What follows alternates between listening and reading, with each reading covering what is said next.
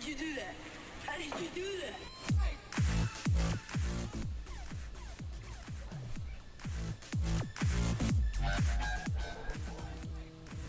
Hi, this is Kim Pinkney, and welcome to day 2.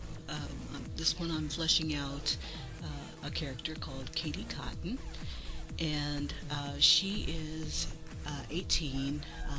She's a female Amazon pit fighter. So she's basically the fighter of the group, and she lives to fight. She was always an antagonistic kind of girl. Floating through some of these pictures are just some characters that I'll be working on eventually, and I just added them to my file, and this is the one that I'm going to be working on now.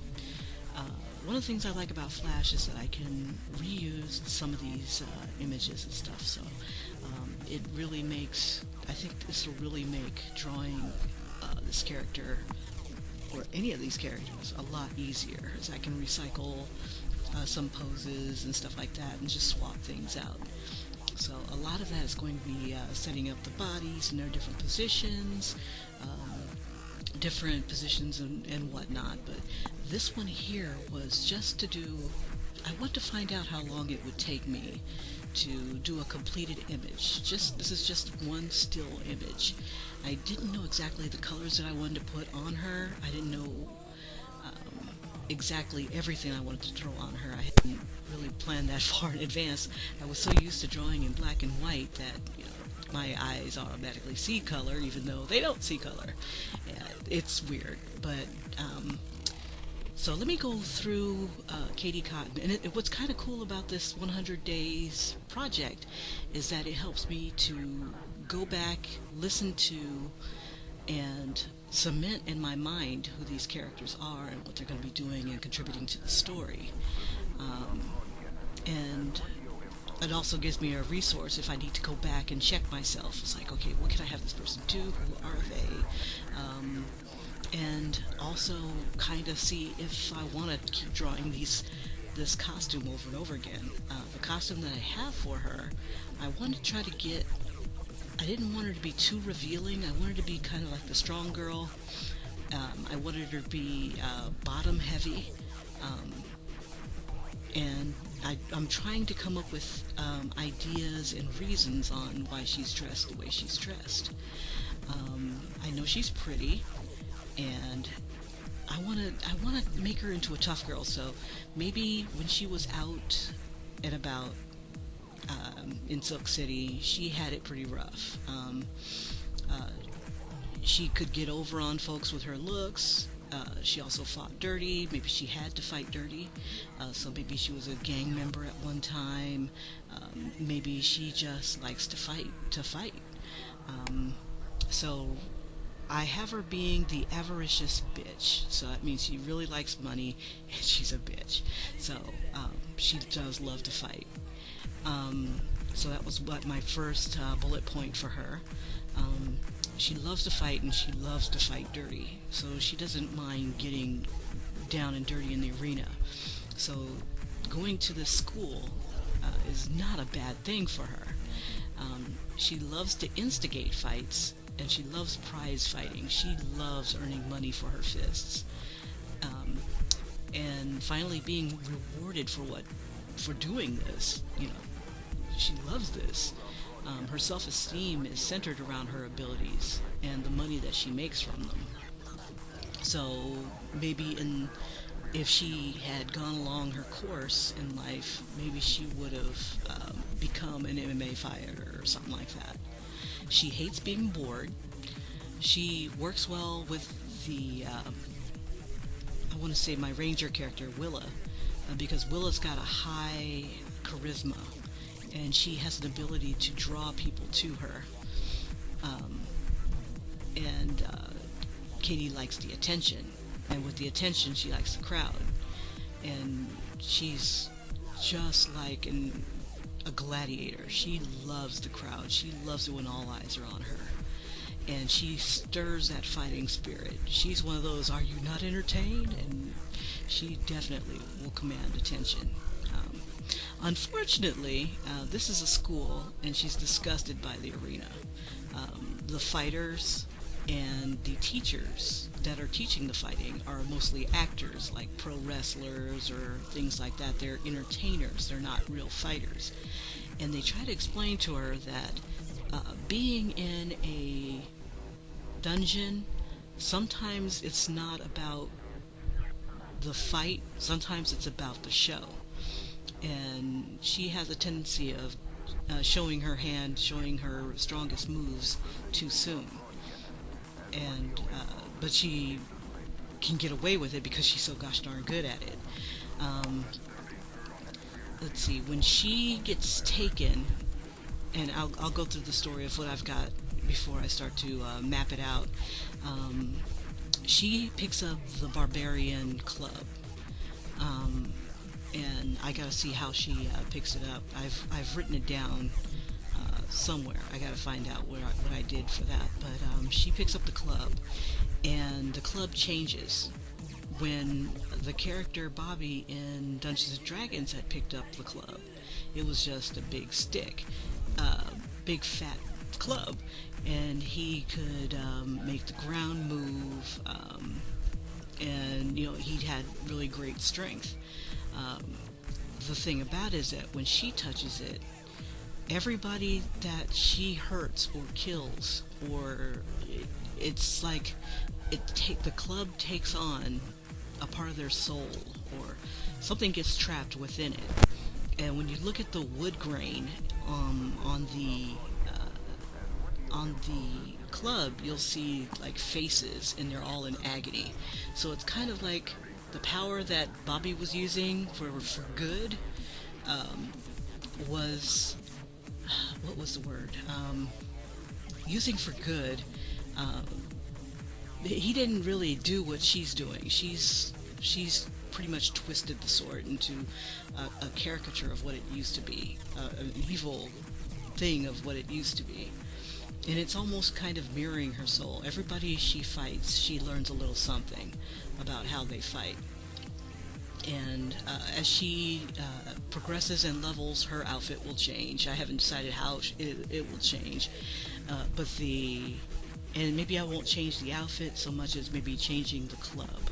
So if she continues on the route that she's going, as far as evil, the more sinister she becomes, the more sinister that club is going to look. So it'll develop more spikes, it'll have more of those twisted faces, and it has similar powers to what Bobby did, where she could pound the ground and and cause an earthquake and make people stumble a little bit. But I wanted to do a little bit more than that. I want this club to be able to cause some really bad damage. And because she does fight dirty, the club is wood. I have to figure out what kind of wood I want to use for this. But when she commands this thing, she can make it splinter.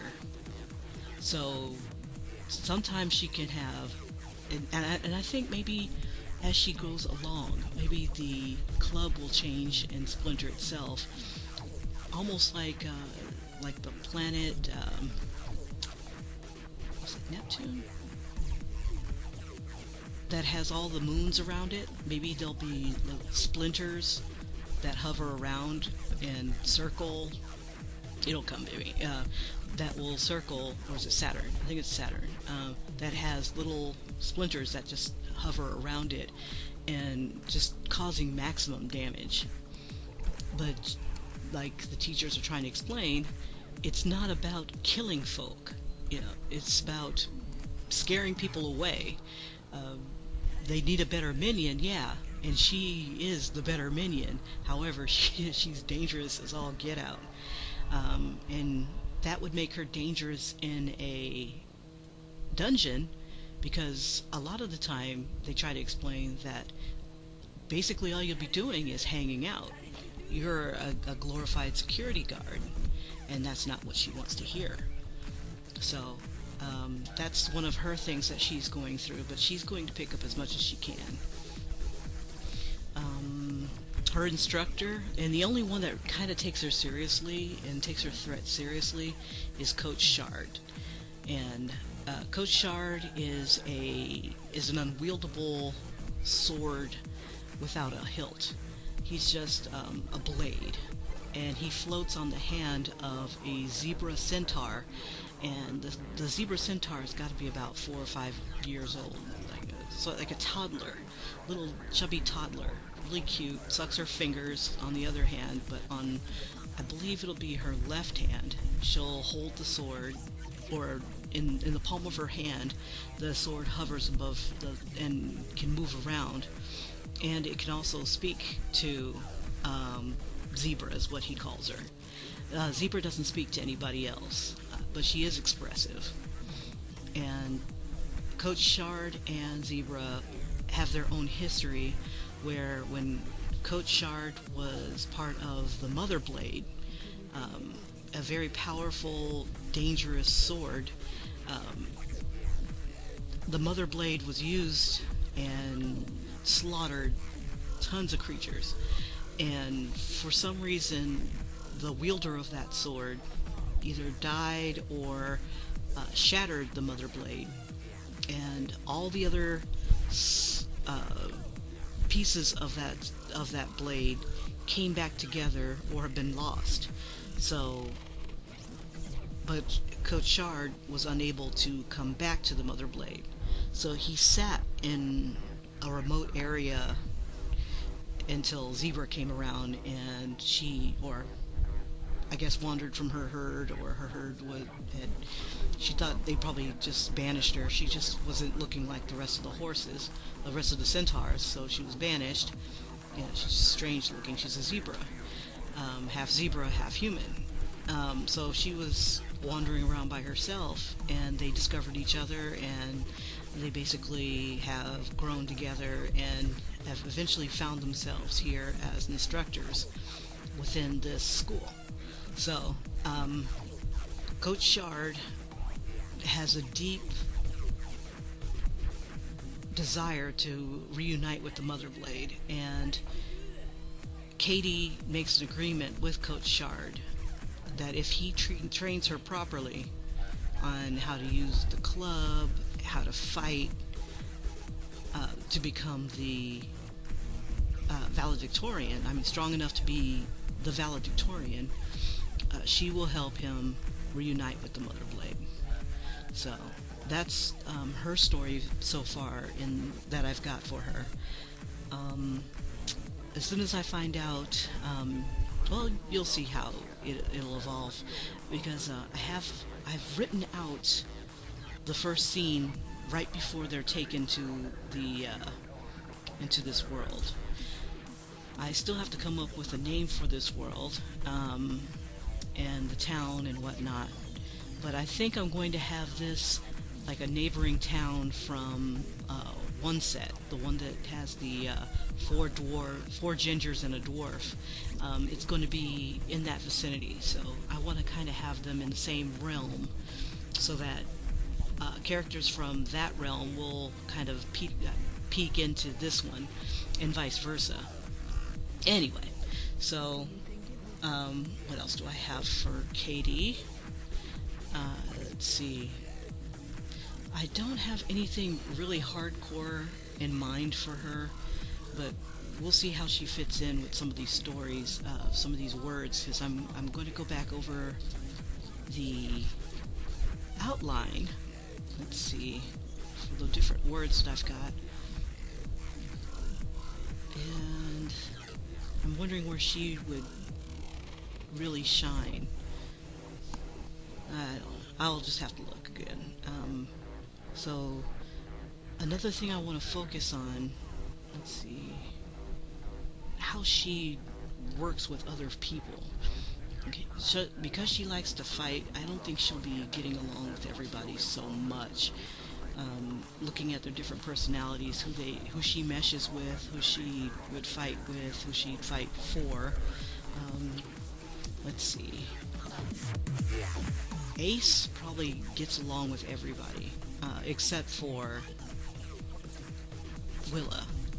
For some reason, she rubs him the wrong way, or rather, he rubs her the wrong way. She just doesn't trust him, but everybody else does.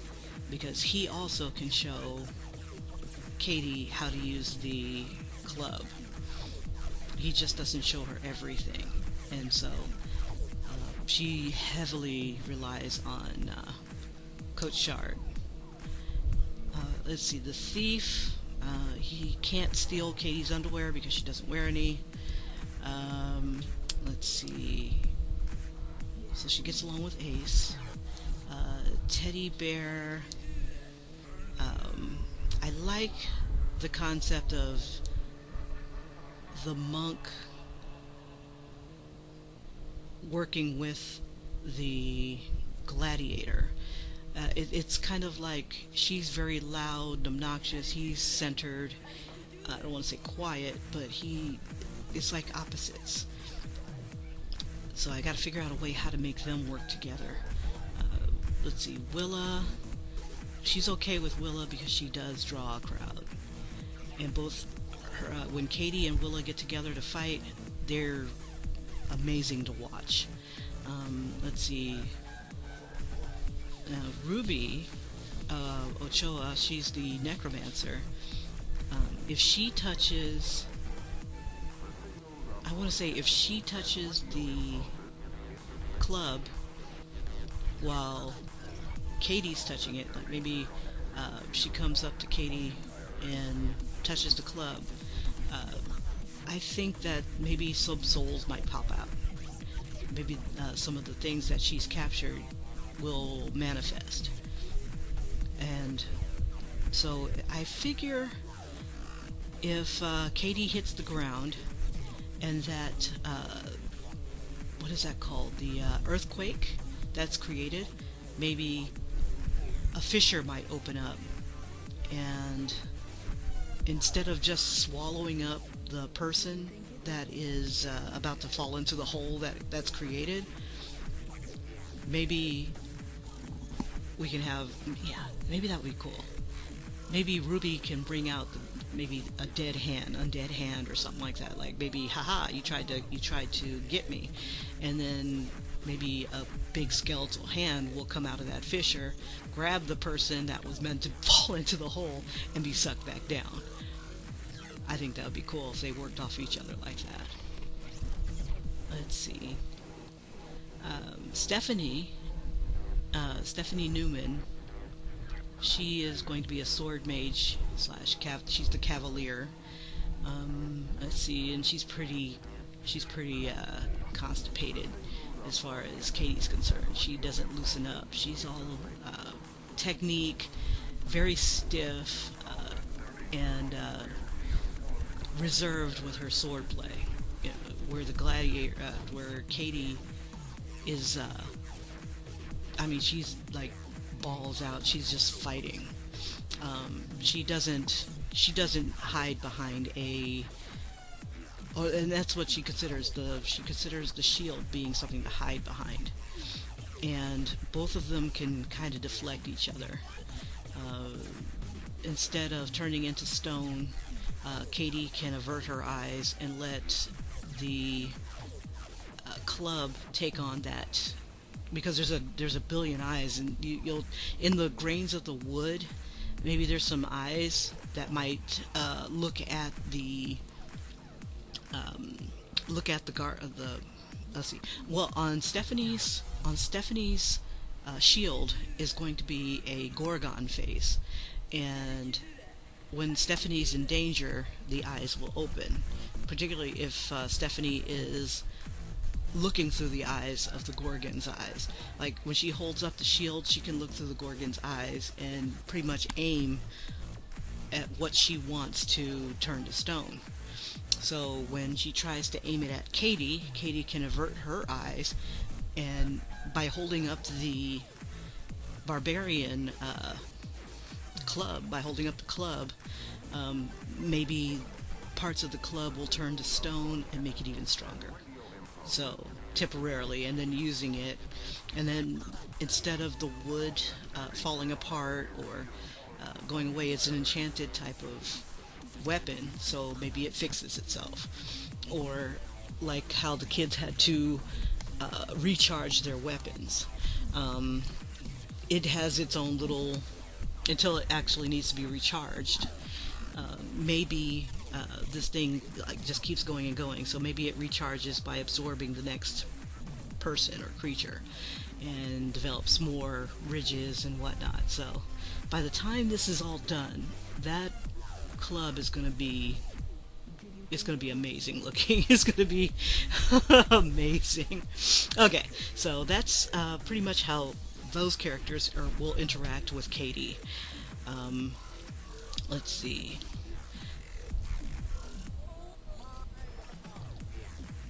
Let's see.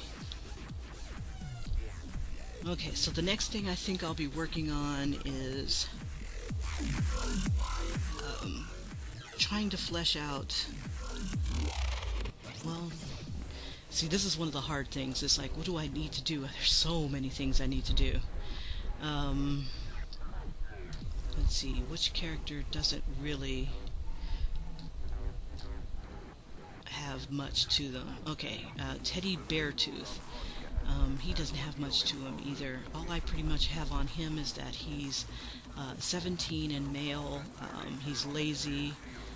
He's a bad boy and a terrorist. So he's slothful. He's sloth. Let's see. So Teddy Bear is sloth, so he's lazy, doesn't like to do anything. He's supposed to be an animal shaman. So I have him being as half black, half Native American, and let me see if I can develop him as I go here. What can I do with a guy that's lazy? And he's a terrorist, so he's a lazy terrorist. So if he's a lazy terrorist, let's see, I'll blow you up later. So maybe his stuff doesn't. Okay, so let's see. Teddy Beartooth, 17 male, slothful, bad boy, terrorist, animal shaman. And a lot of these are picked at random. I used the villainous archetypes, and I'll put that in the description. I forgot to put that in the other one on day one. Let's see if I can come up with this guy. Slothful, bad boy, terrorist. Okay, so let's see. We'll say he is, okay, he's homeless. He's a homeless teen. He's just too lazy to go home. He's not like he was kicked out.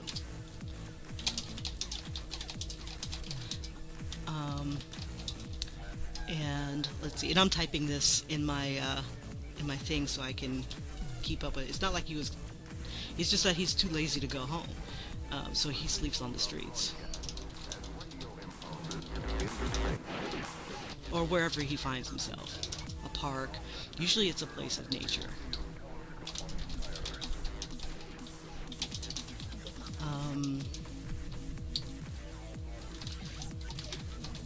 And it refreshes him and whatnot, but yeah, and he likes to commune with nature.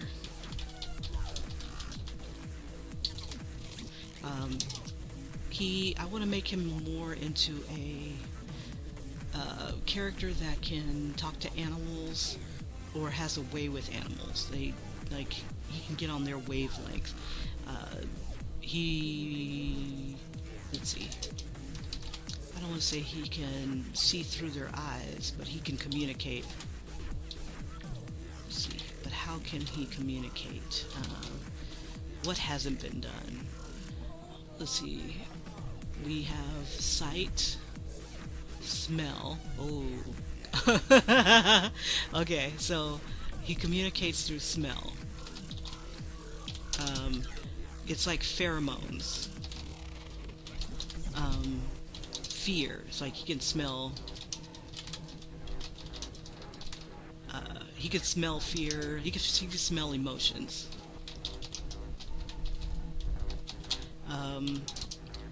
Let's see, and sweat, and then from the animals, they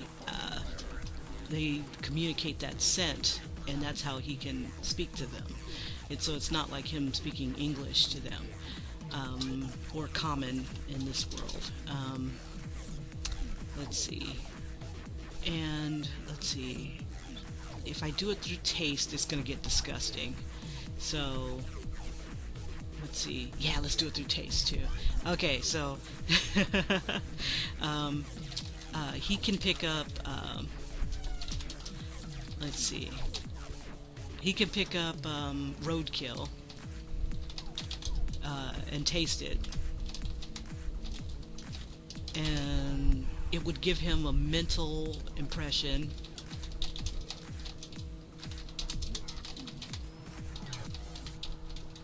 of, let's see, you can pick up roadkill, taste it, and give him a mental impression of how that creature died.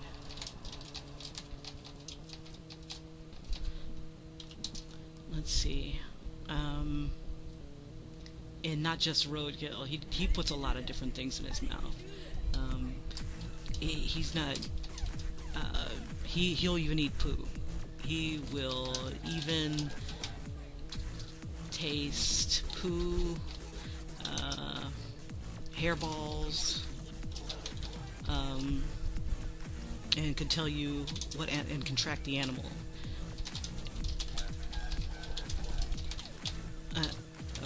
From that scent and taste.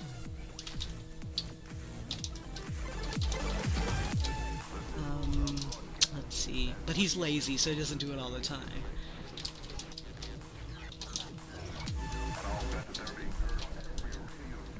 And he doesn't volunteer it.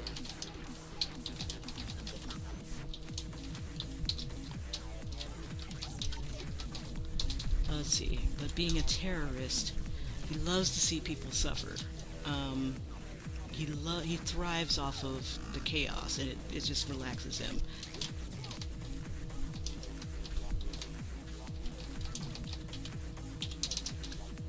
Whoops, relaxes. Okay, I'm not going to focus so much on spelling because nobody's going to care. Okay, so chaos relaxes him, so he likes to cause chaos, but not, let's see. Oh, so, okay. If he likes to cause chaos, he's lazy, so he tries to get the max out of whenever he decides to do it. So, when he causes chaos, it could be a Machiavellian type of plan where it's got a lot of twists and turns. What's the word? When he causes chaos, it is well thought out, which makes him tired. Let's see. Since he is Native American, he can probably speak or commune with spirits.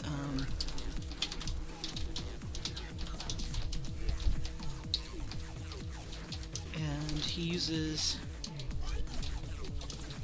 those spirits to cause confusion.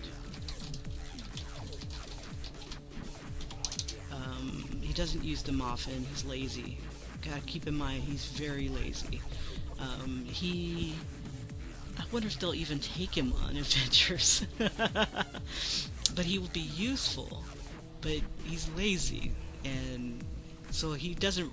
I'm wondering if, okay, so he's a terrorist. Okay, we'll say that the only thing he'll get out of bed for, okay,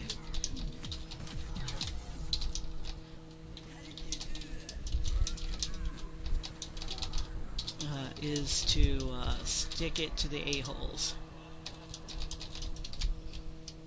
And the a-holes are the heroes, the students from the Hero Academy. So the school is called, what did I call it? The Academy of the Holy Sword. And so basically it's A-hole-S. So it's A-holes. Academy of the Holy Swords. Those are the A-hole heroes that are constantly causing problems. And even when Teddy isn't doing bad, everybody thinks he is. They always think he's up to no good, even though he's sleeping most of the time. Oh, there goes Teddy. He's not doing anything wrong. No, yeah, he is. There's just been an explosion on the other side of the school, and things like that. So, so people expect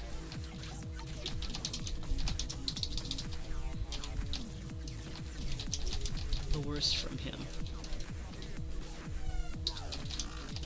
And I think with him, let's see, what else can be done with Teddy? Yeah, people expect the worst of him even when he is innocent. He's the bad boy. Everybody thinks the bad boy did it. It must have been Teddy. And so he'll be the quick one to say, "Oh, blame the black guy." Sure, blame me. It's just that easy, But 9 times out of 10, it is him anyway. Let's see. I want to say he's not a liar. Okay. Because he's bad at it, or he's just, it's easier just to tell the truth and just get it over with.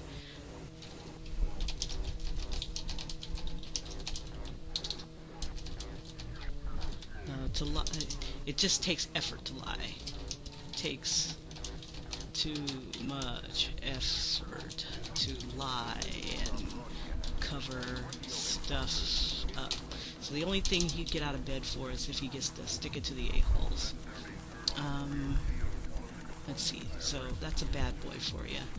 Oh, he'll find reserves of energy to go do anything to these guys. So that's where his inner terrorist comes out and starts blowing things up, opening up portals, things like that. So that's how he's going to get into trouble. And let's see. And that's how he's going to get involved with the panty raid. Ah, the panty raid. I gotta develop that one because that's going to be in the first episode, or the first word here. Where's the second? I have to check. Let's see. We'll learn a lot about Willa. Now, I haven't got too much on Romani either. She's cute. Romani is 18. She's female. She's spunky. She doesn't swear. She's in good with the Indian gods, as they are convinced. Okay, so if there's any Indian gods around, they're good with her, but they're convinced that she's a child of one of them, but they can't determine who. She's also a ranger. She's a ranger. The other one was a... Let's see, I was having Willa do something completely different. Let's see, Willa was going to be... Willa May was going to be a druid, because I don't want too many rangers. So I gotta find out what druids can do. Let me change this from ranger to druid. Let's see, and I added an extra character simply because Uni the unicorn was one of the extras that they had. She was always hanging with Bobby. So maybe Romani and Willa, maybe they get along because they'll probably work well together. And maybe they'll get along with Teddy because he is also nature oriented. Let's see. So, let's see, what else do I have? Okay. Panty raid. Gotta have fun with this. What did I write for the first act so I can be ready for tomorrow's drawing? Alright. I'm using season 1 freshman in our introduction. I'm using the 3-act outline, and it has the first act being the opening conflict, and that's going to be the juvenile hall scene. And what it is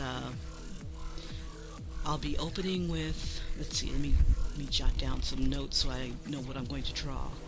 Let me read through the first act here. Okay, the first act has opening conflict will be the juvenile hall scene. Willa is brought to the juvenile hall by an abusive Caucasian male. Okay, I want to say he's overweight.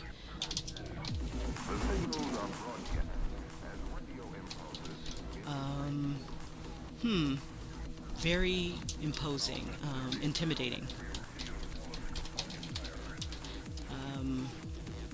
He's sweating. The day is,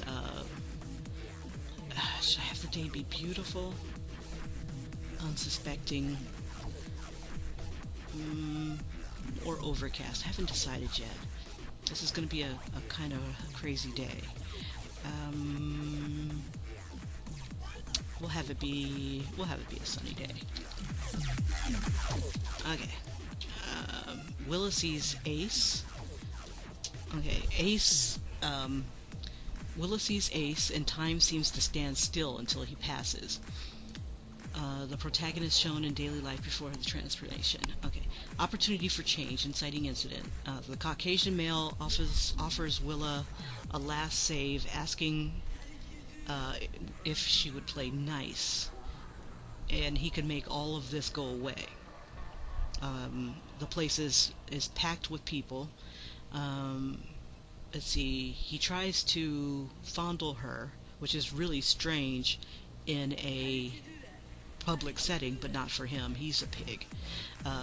Willa pushes him away and steals a Swiss Army knife. He's been hiding. Let's see. Willa pushes him away and steals a Swiss Army knife. She hides it in her hair. So however she touches him, she steals this knife from him. Okay. Before the bailiffs could react, he says that he's a cop, and he frisks her and gropes her, looking for the knife. I guess he'll notice. Let's see. He notices that she took the knife. Then when he can't find it and the guards start to come close again, he shoves her towards the bailiffs, and she's taken across the threshold. They don't frisk her since her guardian seemed to do a fine job on his own. He was really nasty with it. So that's part of the adultish type thing that I'm going to be showing in here. So I apologize, but I want to be a little bit over the top on some of this. Resistance to the opportunity. Okay, so kids are left alone in the courtroom. They are told to sit down and shut up upon entering. And with that opportunity, okay, and then hands and monsters attack the kids and drag them into the abyss. There's a lot more to this. These are all just like brief notes on that. So that's how I'm going to get Willa and Ace in there. Let's see, and I think I did a free writing, and I'll read that before the end of this episode here. Let me see if I can get to that free writing. Let me see if I can get to...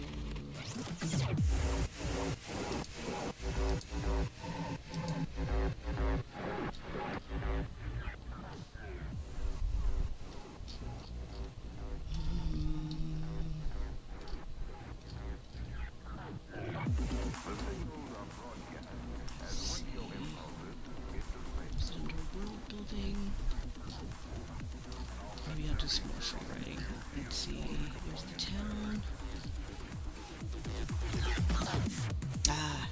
Alright. Let's see. So, the setup was a panoramic view. So I'll have like the first panel be an overcast midday. Tons of people entering into a juvenile hall. A white stately building with lots of pillars and judgmental statues. Three in particular stand out. They are the Fates. Rather than it showing Clotho the Spinner, the Lachesis the Measurer, and Atropos, they have them in a weird position. Let's see. So anyway, let me see. I gotta get four. Let's see. So I'm struggling. Okay, so... Okay, so the statues are going to be, there's going to be an over the shoulder shot from the statue's eye looking down at the parking lot steps. leading up to the building. Adults, young adults, teens, some children are hauled toward the entrance. So there's about three, I want to say there's going to be 3 doors. Okay. Some struggling in handcuffs, others led willingly or pulled to the entrance. We see Willa May. She is accompanied by a sweaty, overweight Caucasian man. As she takes the steps, you can hear the man struggling. She happens to look up into the eyes of Atropos. Willa caught her breath as it seemed like the statue was smiling with her eyes narrowing. She jumped as the man rested his hand on her shoulder. She shrugs it off violently, wishing that he would just drop dead from a heart attack as he's wheezing going up the stairs. The parking lot is packed with privately owned cars and various types of police vehicles. Most cars are unloading and leaving. No one looks happy. Bird's eye view from within the atrium of the building. Tons of people are milling about the atrium. The floor is a strange mosaic of either a compass or a clock, maybe both and neither. The boy descending from a room at the top of the stairs, even if he cared to figure it out, the mosaic beneath the crowd, he didn't care. He was only passing through again. There are 6 large podiums with letters like A, D, E, I, L, etc. I don't know. I can't even read my own typing. This is terrible. Okay, so I have to come up with how everything's going to look. Let's see. So it's basically a big room full of people. Let's see.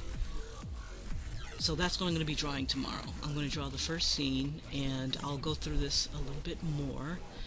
So basically they're all in a juvenile hall, and it's a very, very large, stately building, and it's crowded. And I think what I'm going to have happen is the adults have an opportunity to get rid of their bad kids. It's kind of like a camp of some sort. So all these people are heeding the call of getting their kids straightened out for free. So not only would that be like a vacation for some people, it would be less of a burden on others. And there was a big advertisement, and everybody's answering the call. So maybe in the den in the background, people will be having little conversations, snippets of conversations of how everybody got there. Other than that, let's see. And from this will be the first scene, from them coming to all of Ace and Willa being in the same room together to, let's see, and I think I might have the others in there as well. Yeah, so I'm going to draw, I'm going to see how long it takes to draw. This artwork that I did, just drawing this one particular character took 5 hours, if you can imagine that mess. I can only imagine how long it would take to do an entire scene, and then bring it into my vector program here and put it out. But I think I'll probably get a lot faster as I go. I've got 100 days to figure that out. So I'm going to go ahead and see if I can streamline my writing and see if I can organize it into the panels. Alright, that's pretty much it for me. So enjoy the rest of the video. I hope some of this wasn't too boring for you. And day 2 is done. So on to day 3. I figure I'm going to be posting my comic on Tumblr, as well as what was the other place I was thinking about? I don't know, but I'll definitely post a link on how to find the finished drawings. Oh, I can't wait to get going. I gotta figure out how to do these layouts. I think I'll draw them, and then the layouts will probably tell themselves, or fix themselves. 100 days to figure this out. But again, thank you for watching. I am also setting up a Patreon, so if the story starts to sound really cool, please support me. I also want to take some of these characters, like maybe even Teddy Bear or one of the heroes, the a-holes, and I'll give you guys a shout out in a creative way, adding you to the story, your name at least. And if you've got, if you do become a Patreon and you'd like to also influence the story, like you're seeing how it's going, but you want to throw a little monkey wrench into some of these, there's an opportunity to do that. It's called the Sticky Finger of Fate. Depending on what level of patron you are, you can influence the story for good or for ill.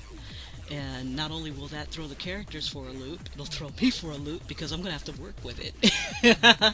But anyway, but that will come in time as well. We've got a whole nother, 3 more grades to go. But anyway, thank you again for watching. I'm almost done with this. And please like and subscribe if you haven't already. That's free at least. and I'll see you tomorrow. And you'll see how far I've gotten as far as the panels go. I'm hoping I can get really far, but I gotta work tomorrow, so trying to figure out how work will fit in with the rest of this. Oh, wow. Wish me luck, you guys. I'll see you tomorrow. Bye-bye.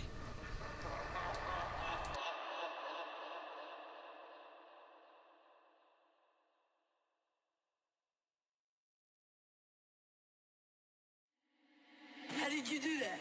How did you do that?